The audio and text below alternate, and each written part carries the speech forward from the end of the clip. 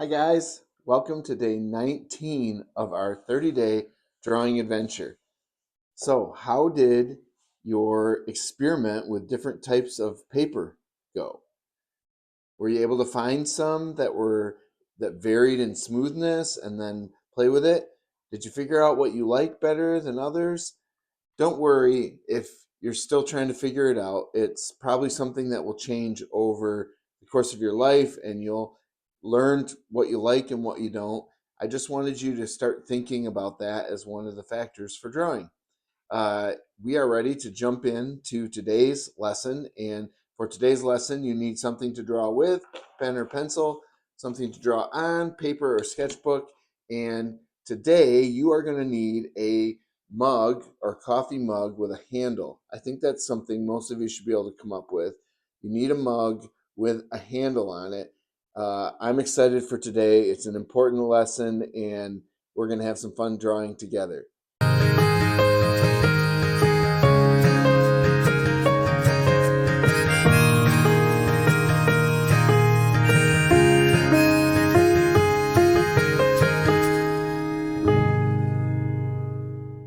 Well, I promised you earlier that as part of this series, we would eventually be talking about some more difficult, specific drawing issues.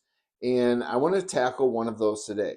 And the one I want to tackle today, and we're just going to kind of do the basic lesson on it. There's so much you could learn about this one specific thing, and it will be a lifetime of learning, anyways. But we're going to learn about it and learn how to work with it, and that is foreshortening. Foreshortening. We talked a little bit about this before from early back, but that is where when you're looking at something, it appears when it's coming toward you to be shorter than it is. And that is a very common thing in drawing. Remember, I showed you before when I point at the camera, my finger is long, but when it's pointed at the camera, it's very small, even compared to these fingers.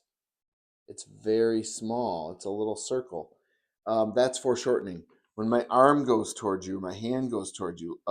Another problem that my hand looks bigger, a lot bigger than my head, uh, and you don't see my arm. My arm, and if you do see my arm, look how short my arm looks compared to this one.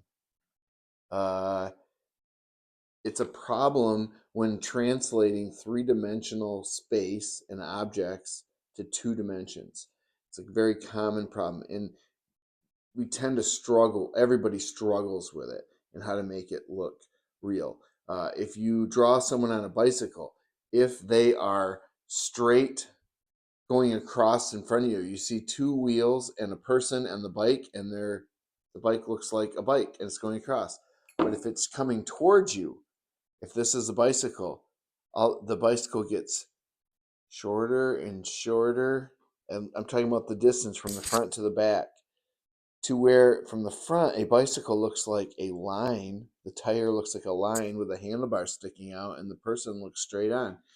It's very challenging for us to draw something that we know is bigger and occupies more space in a very small amount of space. So that's why I had you get a mug, because a mug is a great, with a handle, is a great way to learn foreshortening, at least to kind of understand it. And we are going to do a series of 3 drawings together, and I'm going to talk us through these with a mug. So hopefully you have your mug. I'm going to switch over here to drawing mode, and we are going to work at drawing this mug in different phases with foreshortening. So let's do this. Okay, here we are. Set up. I'm going to sharpen my pencil a second. I have the mug set up.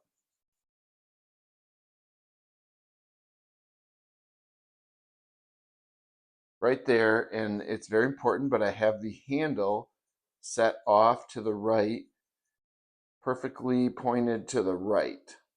So you can see here, handle is pointed to the right. This is a 2-for-1 because you get to work on ellipses with this too. But so we are going to draw the mug as it is with the handle sticking out perfectly to the right. This is probably a normal position for a mug, and I get to work on an ellipse here. It's perfectly fine if I need you to set your mug up too, and then similar to this, and it's perfectly fine if it takes you a little longer to get the layout going. Totally understand. Trying to give the mug a little thickness here. Appropriate. I draw the horizontal edges of it. Remember, light searching lines, and until I get it right, and that way I can commit later to the lines if they look right, but they can leave them light until they figure out if it's right. All right, there's the basic shape of the mug. Now I'm going to draw this handle coming off, coming out. This is a pretty good size handle. Your mug looks different, I'm sure. It's all right. And we got our handle, which gets a little skinnier right here because you can't see the depth. It's a little thicker down here. And it does a little, drawn with a pretty, like a 2B pencil, so it's got a decent amount of darkness to it, softness. Because you've been doing this drawing adventure, you know what I'm referring to. I could have a little fun with it and add the things on the cup here, but I'm not going to spend too much time. That's not the point of today. Now that I'm feeling okay about I can use my line variation a little bit because you know about that too, right? And I'm going to ground it a little bit, and then I'm going to lighten up as it comes towards me here and goes away from me, and not be afraid to lose my line where it gets thin. All right, that is a mug at the, let's call it the 3 o'clock position, because the handle is sticking straight out to the right. And now I am going to rotate the mug in the same position out there, but rotate the handle halfway between straight to the right and straight towards me. This is going to challenge us because this is going to be the same handle we just drew, only the handle is in a different position. It's going to look totally different, even though the mug looks exactly the same, the actual receptacle of it. And so now we're going to draw this in the same position, right? So that ellipse at the top of it should be, guys, how many ellipses I have drawn in my life, and it's still not easy. Okay, just maybe that makes you feel a little better. I regularly give myself C's and D's grades on my ellipses.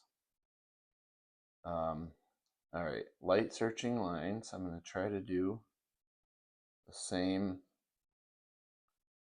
size and everything as the one next to me, so I'm not taking all the variables out. You don't have to do that. That's just me trying to make it easier to talk about foreshortening. If I only change the handle, then everything else, it stays the same. You can see what I'm talking about more. All right, I have the general shape of the cup mug. It's maybe a slight bit bigger than the other one. Now I am going to draw this handle on here, and this is where I want to tell you the very first thing for foreshortening. The the number one rule is draw what you see and trust what you see. Okay? That's the main rule is draw what you see, not what you think you see, but what you see. That's going to be your number one um, guide in this. And from my angle, it's a little different than your angle. On that mug, I'm looking at this little angle, how much of the mug's showing up here, how far away from the mug the handle goes, and all these little things. And I'm using those three things we learned about at the very beginning of your relationships, of distance and size of things in the drawing, angles and shapes. And I'm using all three of those to draw what I see and not what I think I see. Because what I think I see is that handle on the left that we just drew, but it doesn't look anything like that. And so I can't draw that. I have to draw the handle as it is.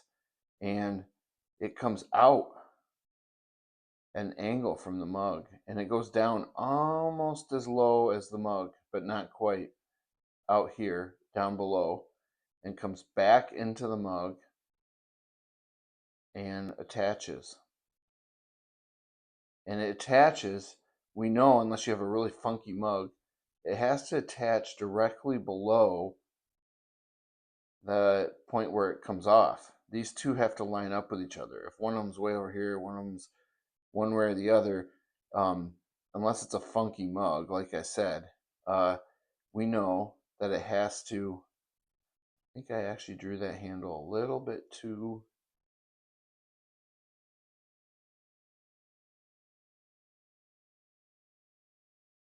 Searching lines. Don't make any lines heavier until you feel good that they look right. You kind of keep checking them. I'm checking. See, I noticed there's this little corner right here. That little shape, it's a little tiny triangle, is inside the handle where you can see through the handle and not see cup right here. And then up here is this triangle. I was setting this triangle. And then to find out where this curve came on the bottom of the mug, I looked at the original and I noticed it comes a little bit above the bottom of the mug. So I'm not trusting to draw. The worst thing I could do is sit down and go, I'm going to draw a handle on this mug, because I would never draw it looking like this. But what I'm doing is I'm drawing what I see. And that is how you can, I drew the handle a little too close to the top ellipse here. I could put the ellipse inside instead of outside. So that space right there is a little off. But otherwise, I pretty much got the handle here in the right spot. All right, now I don't know if it's the funnest, the hardest, whatever it is, but now we're going to rotate the mug handle directly towards us, perfectly towards us, so it doesn't look like it's curving one way or the other. I'll let you see that there. To me, in my angle, it's perfectly towards me. All right. And now, guess what? Same mug.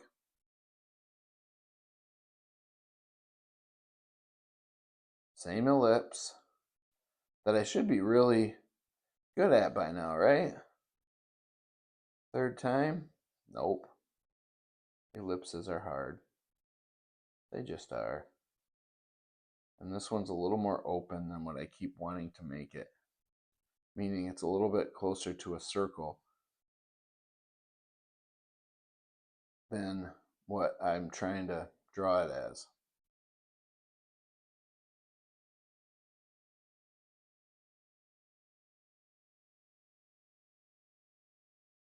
I gotta make it a little fuller. And see, my light searching lines, they aren't so light, but they're searching. I'm using a pretty dark pencil. And I'll try to give it the right dimensions here so it's similar to the other one. And now I'm going to be very careful as I come down and draw my bottom ellipse. Curved edge. It's a partial ellipse. You can't see the back side of it, but it's the same. And now I have my mug. General shape, same roughly as these two. Now I got to put my handle on there. Well, let's see. What does this handle look like here?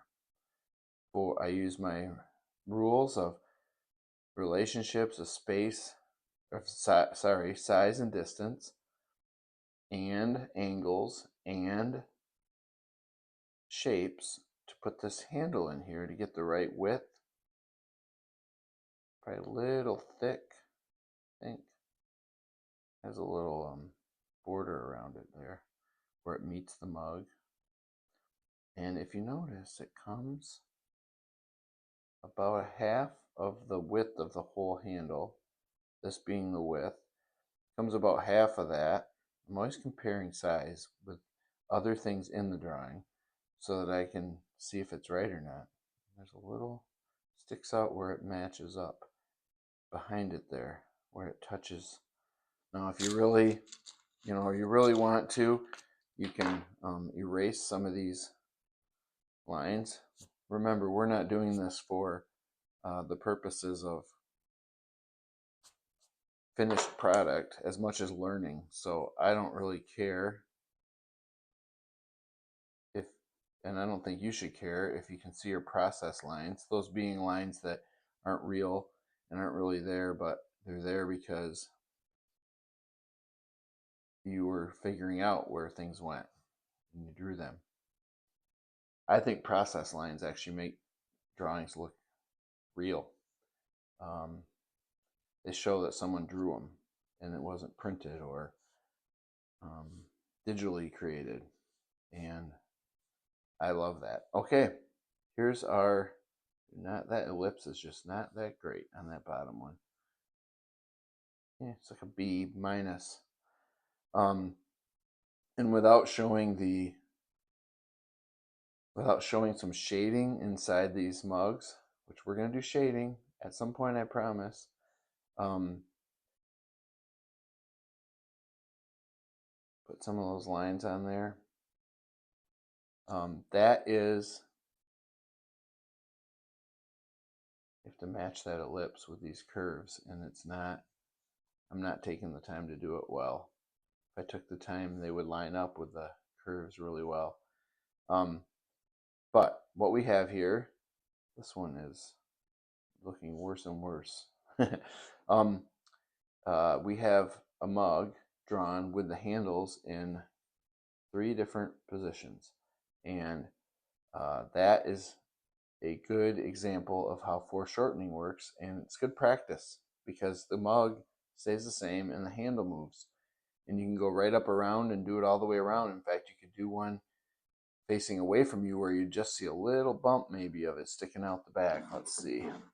Yeah, there's just a little, I don't know if you can see that from your perspective or not, but a little bump sticking out the back, which would be right in this area. But